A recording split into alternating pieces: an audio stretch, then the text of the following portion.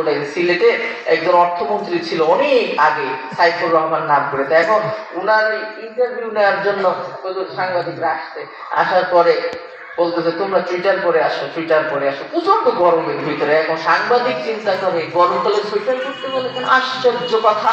এই মন্ত্রী যখন বলছে পড়াই তো লাগবে, তো সবাই এখন একটা করে সোয়েটার পরে চলে আসছে। এখন মন্ত্রী সাহেব আসতে এসে বসছে, প্রথমে বলছে আচ্ছা আমি কিছুতেই বুঝলাম না, আমি তোমাদেরকে বললাম যে তোমরা সন্ধ্যা চুইটার পরে আসো, তোমরা এই গরমকালে কি তার লাগে চুইটার পরে আসলে, এটাই তো বুঝলাম না।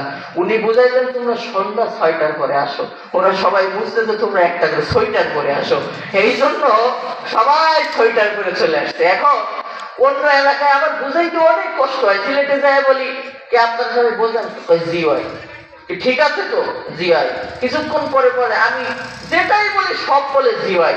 এখন খাইতে বসছি, সভাপতিরা ডাকতে বলে সভাপতি সাহেব আপনাদের এলাকার মানুষের ন্যাচারাল কিছুই বুঝলাম না, যাই বলি সব কই জি হয়, জি হয়। জি হুজুর জি হয়। আশ্চর্য বিষয়।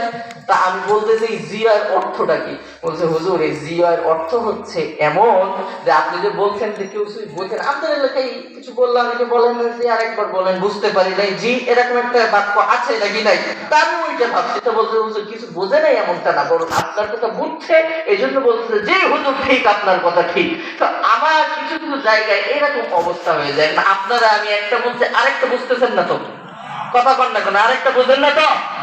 একটা বাচ্চা নিয়ে যদি আপনারা বলে যে এই বাচ্চা আপনার, আপনাদের মেজাজ খারাপ হবে নাকি হবে না?